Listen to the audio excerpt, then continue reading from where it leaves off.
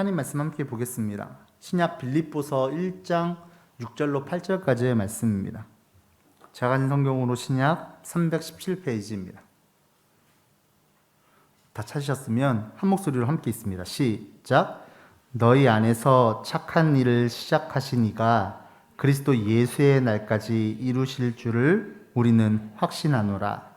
내가 너희 무리를 위하여 이와 같이 생각하는 것이 마땅하니 이는 너희가 내 마음에 있음이요 나의 매임과 복음을 변명함과 확정함에 너희가 다 나와 함께 은혜에 참여한 자가 됨이라. 내가 예수 그리스도의 심장으로 너희 무리를 얼마나 사모하는지 하나님이 내 증인이시니라. 아멘. 잠시 기도하고 말씀 나누겠습니다. 하나님 감사합니다. 오늘도 하나님께 예배드리는 자리에 있게 하시니 감사합니다. 하나님을 아버지라 부르며 주의 말씀을 듣고 깨닫게 하시니 감사합니다. 그 은혜를 날마다 기억하며 누리며 살아가는 우리들 되게 하여 주옵소서. 특별히 사순절을 지내고 있습니다. 주님의 십자가와 고난을 묵상하며 주님을 더 깊이 기억하며 주님과 더 깊은 교제할 수 있는 우리들 되어줄 수 있게 주님 함께하여 주옵소서. 말씀을 나눕니다. 전하는 자나 듣는 자나 동일한 은혜 가운데 있게 하여 주옵시고 함께 주님의 말씀 앞에서는 복된 시간 되게 하여 주옵소서. 감사드리며 모든 말씀 우리 주 예수 그리스도의 이름으로 간절히 기도하옵나이다. 아멘. 네, 오늘은 사순절 첫 번째 주일입니다. 여러분 기억하실지 모르겠지만 사실 작년 사순절에 코로나가 거의 본격적으로 시작한 것처럼 이렇게 됐었죠. 제 기억에는 작년 사순절 재수요일에 저희가 재수요일 예배를 드리는데 성도님이 한 분 오셨어요. 그러니까 코로나가 이제 막 심각해지기 시작했었던 때 그 주일 바로 지난 수요일이었던 것 같습니다. 그래서 이제 사순절에 모일 수 없으니까 손 씻으면서 예수 기도하자고 안내하고 우리가 막 손 씻으면서 기도하면서 이 코로나가 언제쯤 끝날까? 우리 오늘 코로나가 빨리 끝나서 얼굴 보며 예배드리면 좋겠다. 이렇게 생각했던 게 1년이 지났습니다. 다시 사순절이 왔죠. 답답하고 힘든 시간이 계속되고 있지만 어김없이 또 봄도 왔습니다. 며칠까지만 해도 언제까지 추우려고 일어나 싶었는데 이 날카롭던 칼바람이 따뜻한 봄바람이 된 것 같습니다. 반복되는 계절은 주님께서 우리와 변함없이 함께하고 계심을 느끼게 하는 것도 같습니다. 1년이 지났고 또 다시 사순절이 다가와서 우리는 십자가의 고난과 십자가의 아픔을 그리고 예수 그리스도의 삶을 묵상하는 사순절을 지내는데 사실 저한테 그런 마음이 있기는 해요. 안 그래도 힘든데 안 그래도 답답한데 주님의 고난을 그리고 주님의 십자가를 묵상하는 것이 혹 우리를 더 우울하게 하는 것은 아닐까 하는 염려가 드는 것도 사실입니다. 그러나 그 고난과 십자가가 하나님과의 화해를 이루었고 그 십자가를 통하여서 부활의 소망과 생명의 기쁨이 우리에게 있게 된 줄로 믿습니다. 그 십자가의 고난을 묵상하는 저와 여러분이 되시기를 주님의 이름으로 축복합니다. 바라기는 이 사순절 기간 동안 우리의 거룩하고 경건한 습관이 우리 주님과의 깊은 교제의 신비로 이어지기를 주님의 이름으로 축복합니다. 저는 오늘 웨슬리 목사님의 표준설교 산상수훈 세 번째 설교 중에 마음이 청결한 사람의 복에 대해서 함께 은혜를 나눠 보려고 합니다. 사실 설교 본문은 빌립보서이고 새 제목도 예수 그리스도의 마음인데 갑자기 다시 산상수훈이라고 하니까 오해하실 수도 있는데 그건 이제 설교 말미에 다시 말씀을 드리도록 하고요. 오늘 이제 이 말씀의 실질적인 본문이라 그럴까요? 마태복음 5장 8절 말씀, 이 산상수훈의 말씀을 다시 같이 한번 읽어보겠습니다. 함께 읽을까요? 시작. 마음이 청결한 자는 복이 있나니 그들이 하나님을 볼 것임이요. 아멘. 새 번역에서는 오늘 본문을 이렇게 번역합니다. 마음이 깨끗한 사람은 복이 있다. 그들이 하나님을 볼 것이다. 예수님께서는 마음이 청결한 사람, 다시 말해 마음이 깨끗한 사람이 복이 있다 이렇게 선언하십니다. 왜냐하면 그들이 하나님을 볼 것이기 때문입니다. 근데 제가 이 본문 구절을 읽고 설교를 준비하면서 갑자기 제 마음에 들었던 질문이 있습니다. 그 질문을 여러분과도 함께 나누고 싶은데 이게 떠나지 않는 질문이었어요. 그 질문이 뭐냐면 하나님을 보고 싶으십니까? 하는 질문이었습니다. 사실 이 질문은 웨슬리 목사님의 표준설교에 있는 내용은 아닙니다. 표준설교에 이런 내용이 없어요. 근데 제가 이 본문을 읽으면서 저에게 불현듯 들었던 질문이고 설교를 읽는 내내 그리고 말씀을 준비하는 내내 몇 주, 1, 2주 동안 제 마음을 떠나지 않았던 질문입니다. 승원아, 너는 하나님이 보고 싶으냐? 하나님을 보고 싶은 사람에게는 하나님을 보는 것이 분명 복일 테지만 그다지 하나님을 보고 싶지 않은 사람에게 하나님을 보는 것이 복이 될까? 오히려 하나님보다 다른 것을 더 보고 싶은 이들에게, 하나님보다 다른 것을 더 많이 사랑하는 사람들에게 하나님 보는 것이 어떻게 복이 될 수 있을까? 도대체 하나님 보는 것이 뭐길래, 뭐 그렇게 대단한 것이길래 그게 복이 된단 말일까? 게다가 코로나로 인해 한국교회는 세상 모든 이들의 걱정거리가 되었습니다. 세상이 교회를 걱정하죠. 예수 믿는 사람들을 걱정해요. 예수 믿는 우리들을 향해 세상은 자기밖에 모르는 기독교인이라고 이야기하고 있습니다. 꼭 틀린 말은 아니어서 더 마음이 아픕니다. 이 오명을 우리가 언제 벗을 수 있을지도 모르겠고 과연 벗을 수 있을지도 의문인 시대를 살아가고 있죠. 이런 시대를 살아갈 때 하나님을 보는 것을 복으로 여기는 것도 왠지 모르게 사치처럼 여겨지는 것도 사실입니다. 하나님 보는 것보다 고통스러운 이웃 보는 게 맞는 거 아니야? 하나님 보는 복보다 이웃 사랑하는 거 그게 맞는 거 아니야? 라는 마음이 우리에게 있는 게 사실이죠. 그러나 우리가 분명하게 기억해야 할 것이 있습니다. 깨끗한 마음으로 하나님을 보는 복 있는 사람만이 진정한 이웃사랑을 할 수 있는 겁니다. 다시 말씀드립니다. 깨끗한 마음으로 하나님을 보는 복 있는 사람만이 진정한 이웃사랑을 할 수 있습니다. 오늘은 이 말씀을 가지고 함께 은혜를 나누어 보려고 합니다. 우리가 알고 있는 것처럼 예수님께서는 이웃사랑에 대해서 매우 강조하셨습니다. 말씀만 하신 것이 아니라 그 이웃사랑을 철저히 삶으로 살아내셨습니다. 그리고 이웃을 사랑하는 것을 일컬어 율법의 완성이고 계명의 목적이다 이렇게 말씀하셨어요. 그러니까 하나님을 사랑한다는 것을 빌미로 이웃을 사랑하지 않는 것은 율법과 계명의 목적을 상실하는 겁니다. 하나님을 사랑한다 하면서 이웃을 사랑하지 않는 것은 말이 안 된다는 말인 거죠. 그래서 예수님께서는 공생애 동안 자기 나름대로의 깨끗함을 추구하면서 하나님을 사랑한다는 것을 이유로 이웃을 차별하고 혐오하고 비판했던 바리새인과 서기관 율법학자들에게 하나님을 사랑한다는 건 그런 것이 아니야 라고 분명하게 경고하고 지적하셨죠. 예수님 시대의 종교 지도자들의 신앙생활은 뭐 형편없었던 것이 아닙니다. 그러니까 우리가 생각할 때 신앙생활을 형편없게 했기 때문에 예수님이 지적하셨지 이게 아니에요. 감히 우리가 따라 하지도 못할 정도로 그들은 철저한 신앙생활을 했습니다.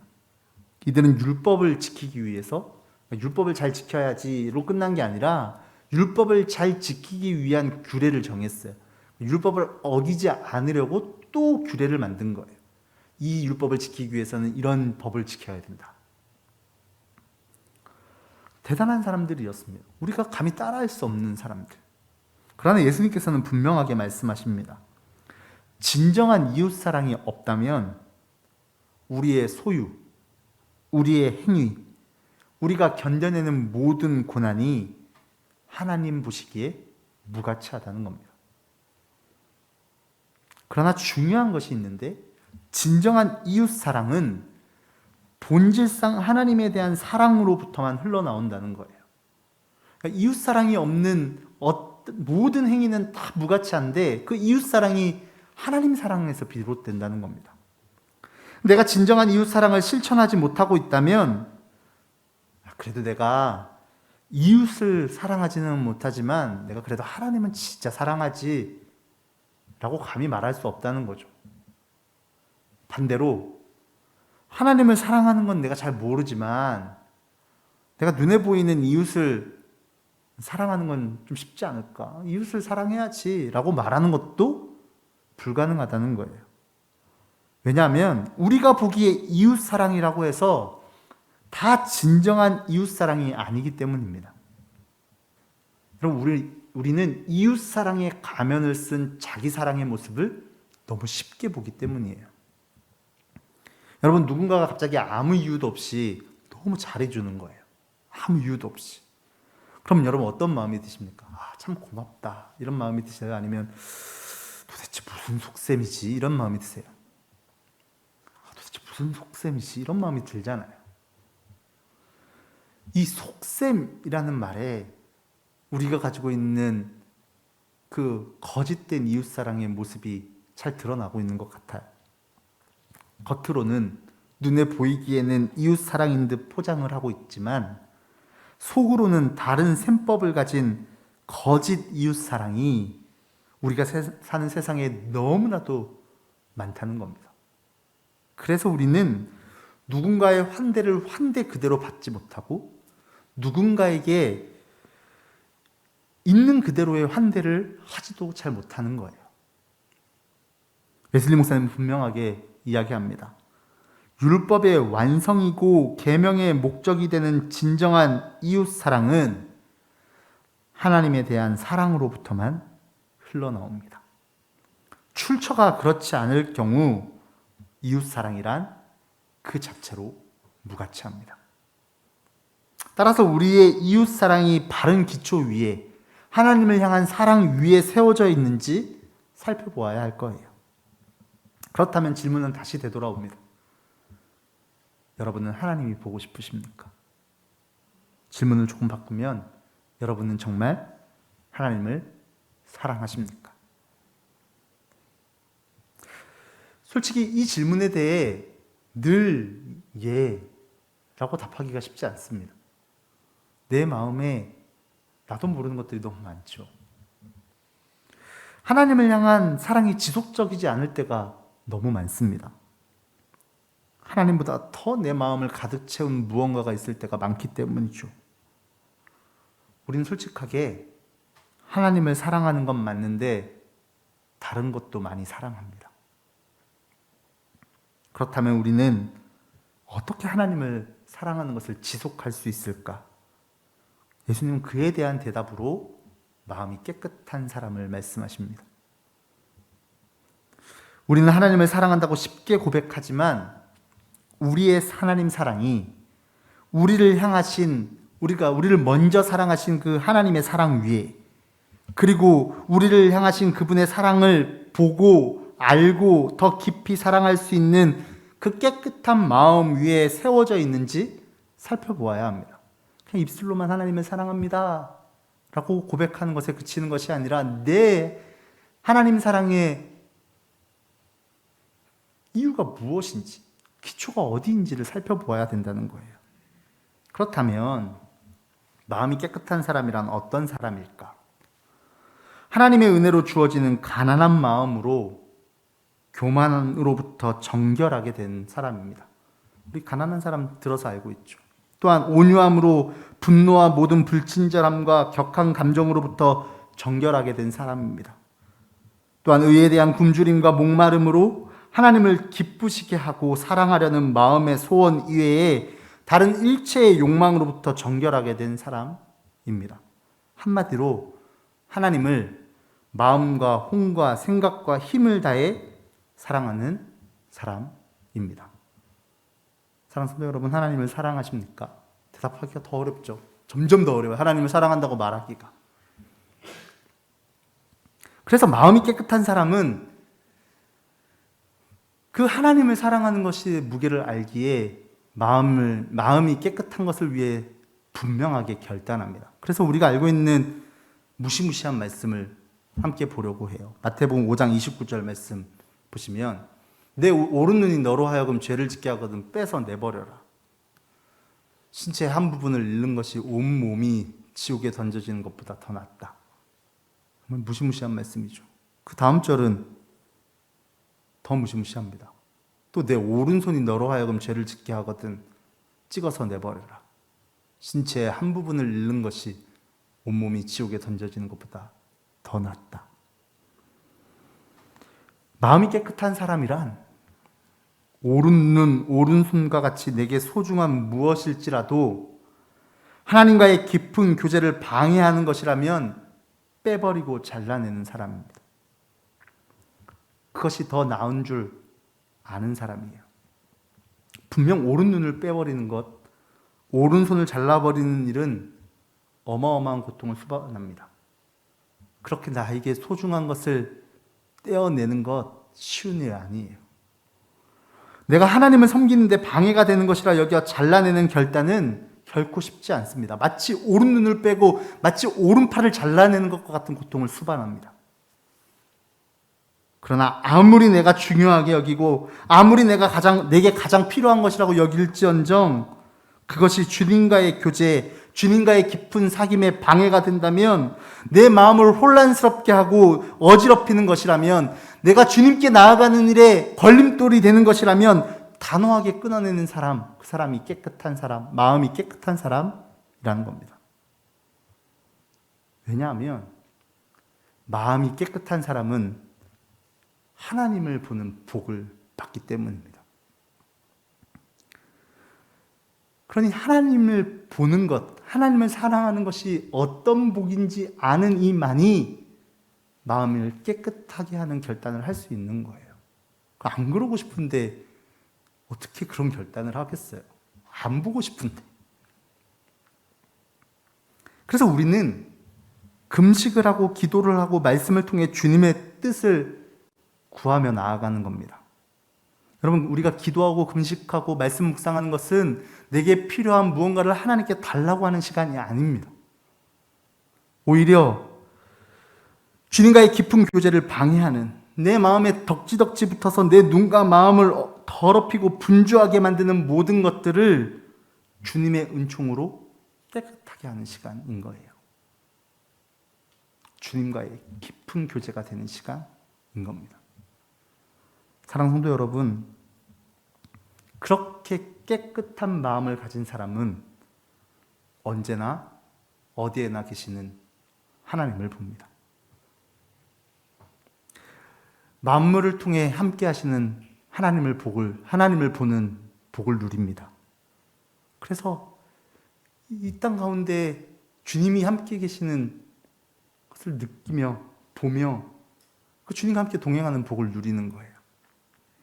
뿐만 아니라 내 안에서 살아 역사하시는, 나를 사랑하시는 하나님을 봅니다. 얼마나 복이에요. 하나님의 권능의 손길이 부족하고 연약한 나의 삶을 돌보시고 인도하시는 것을 보는 거예요. 뿐만 아니라 은총의 수단 위에 임하시는 하나님을 봅니다.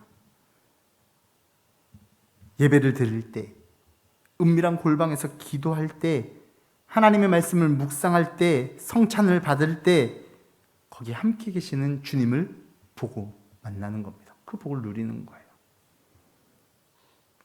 뿐만 아니라 우리 안에 함께 하시는, 언제나 함께 하시는, 어디에서나 함께 하시는 그 하나님을 바라보며 서로를 바라보면서도 하나님 사랑하듯 사랑하는 이웃사랑, 그 참 이웃사랑을 할 수 있게 되는 것입니다. 그것이 바로 우리가 가져야 할 예수 그리스도의 마음인 줄로 믿습니다. 오늘 본문으로 정한 빌립보서 1장 6절 이하의 말씀을 제가 본문으로 정한 이유는 이 빌립보서의 말씀을 보면서 어떻게 바울은 그렇게 이웃을 사랑할 수 있었을까? 어떻게 그렇게 빌립보 교인을 사랑할 수 있었을까?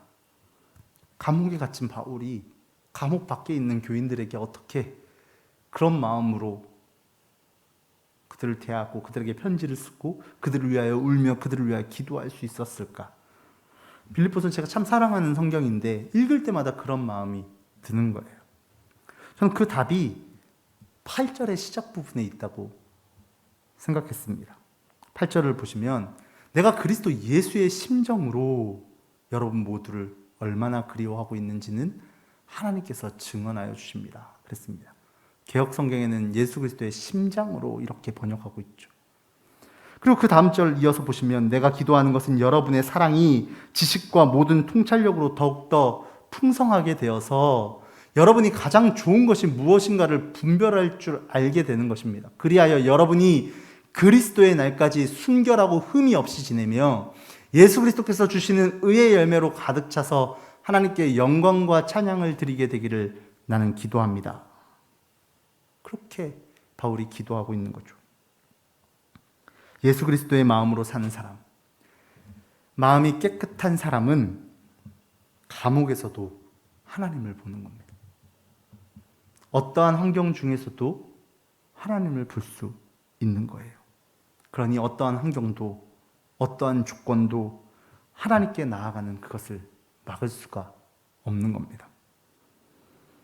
그래서 언제나 어디에서나 함께 하셔서 인도하시는 그 하나님의 놀라운 사랑 안에 거하는 삶을 누리게 되는 것이죠. 그것이 어떻게 복이 아닐 수 있겠습니까? 뿐만 아니라 그 사랑으로 이웃을 사랑하는 겁니다. 바울이 감옥 안에서도 사랑을 말하고 사랑을 실천하며 사랑의 기도를 하며 사랑의 편지를 쓸 수 있는 유일한 이유는 예수의 마음을 가졌기 때문입니다. 그 깨끗한 마음을 가졌기 때문입니다. 나는 다른 모든 것을 배설물로 여긴다며 오직 주님께만 향했던 그 깨끗한 마음을 가진 바울은 하나님을 보는 복을 누리는 겁니다. 그래서 바울은 담대하게 이렇게 권면하죠. 빌립보서 2장 5절 이하의 말씀입니다. 여러분 안에 이 마음을 품으십시오. 그것은 곧 그리스도 예수의 마음이기도 합니다. 그는 하나님의 모습을 지니셨으나 하나님과 동등함을 당연하게 생각하지 않으시고 오히려 자기를 비워서 종의 모습을 취하시고 사람과 같이 되셨습니다. 그는 사람의 모양으로 나타나셔서 자기를 낮추시고 죽기까지 순종하셨으니 곧 십자가에서 죽기까지 하셨습니다. 아멘. 다시 한번 말씀드립니다. 마음이 깨끗한 사람은 언제나 어디에서나 하나님을 봅니다. 예수님께서는 십자가를 지시고 죽으시는 순간에도 하나님을 바라보셨습니다. 사람들이 환호하는 순간에도, 사람들이 비난하며 모욕을 주는 순간에도 예수님은 하나님을 보셨습니다. 그리고 그 마음으로 온 세상의 사람들을 사랑하셨습니다. 우리가 그 마음으로 살아가며 하나님을 보는 복을 누려야 할 줄로 믿습니다. 우리는 사순절을 살아가고 있습니다. 주님의 십자가와 고난 그리고 그분의 생애를 묵상하며 예수 그리스도의 마음을 본받아 언제나 어디에서나 하나님을 바라보며 그 마음으로 이웃을 사랑하는 복된 삶을 살아가는 저와 여러분이 되어야 할 줄로 믿습니다. 주님께 주님의 마음을 구하며 주님의 마음 본받기를 바라며 주님 앞에 기도할 때에 내 마음을 어지럽히는 모든 것들을 떼어내기를 결단하며 기도할 수 있는 거룩한 사순절 다 되시기를 주님의 이름으로 간절히 축복합니다. 주님 분명히 말씀합니다. 마음이 깨끗한 사람은 복이 있다. 그들이 언제나 하나님을 볼 것이다. 아멘. 기도하겠습니다.